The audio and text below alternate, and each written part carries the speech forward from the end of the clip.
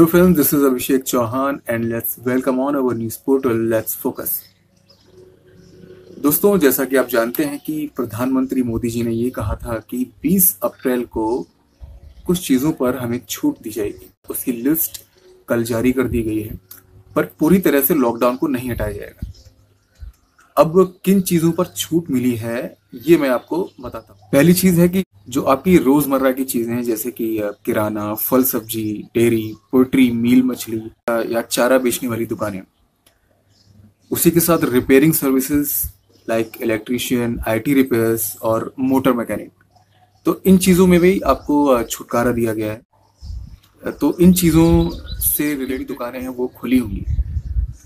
दूसरी है e commerce site, जिसमें आप मोबाइल, वॉशिंग मशीन और भी इलेक्ट्रॉनिक चीज़ें ऑर्डर कर सकते हैं।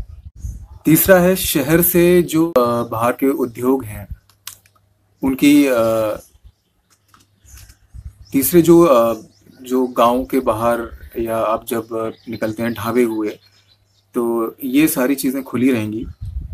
चौथी है कंस्ट्रक्शन एक्टिविटीज़, जिसमें शहरी क्षेत्र के बाहर जो सड़कें हैं, सिंचाई, बिल्डिंग और जितने भी इंडस्ट्रियल प्रोजेक्ट होते हैं, ये सारे कंस्ट्रक्शन के काम शुरू हो पाएंगे। जो छोटे बिजनेसेस हैं लाइक चाय, कॉफ़ी और ड्राई फ्रूट्स की प्रोसेसिंग हुई, इनमें जितने भी कारीगर हैं ये अपने काम पर जा सकते हैं, पर उनके लिए भी नियम यही है कि वो पूरी एहतियात बरत कर वहाँ पर जाएं, मास्क लगा कर जाएं। छठवीं चीज़ है मैन्युफैक्चरिंग सेक्टर में भी काम शुरू होगा, इसमें ड्रग, फार्मा और मेडिकल डिवाइस जैसी जरूरी सामान बनाने वाली यूनिट्स हैं, ये चालू होंगी, इन पर काम शुरू होगा। सातवीं है bank, ATM, petrol pump, CNG, LPG और पीएनजी की सप्लाई। डाकघर सेवाएं, कैपिटल और डेट मार्केट, अस्पताल, नर्सिंग होम, क्लिनिक, टेलीमेडिसिन सेवाएं, केमिस्ट, फार्मेसी, मेडिकल इक्विपमेंट की दुकानें, ये सारी खोली जाएंगी 20 तारीख से, मतलब आज से। अब बात ये आती है कि कौन सी चीज़ों को खोला नहीं जाएगा, मतलब कहाँ पर काम अभी शुरू होगा या कौन सी सर्विसेज अभी हमें नहीं मिल पाएंगी। तो इसमें है घरेलू और विदेशी उड़ानें, ट्रेनें, पब्लिक ट्रांसपोर्ट वाली बसें, एजुकेशन, ट्रेनिंग और कोचिंग इंस्टीट्यूट्स। जैसा कि आप सभी जानते हैं कि जितने भी एजुकेशन और कोचिंग सेंटर्स हैं ये अभी ऑनलाइन पढ़ाई करा रहे हैं। Auto rickshaw, cycle rickshaw, taxi और कैब। वहीं cinema hall, shopping mall, complex, gym, ये सभी बंद रहेंगे। जितने भी धार्मिक स्थान हैं, मंदिर, मस्जिद, गुरुद्वारे, इन्हें भी अभी नहीं खोला जाएगा।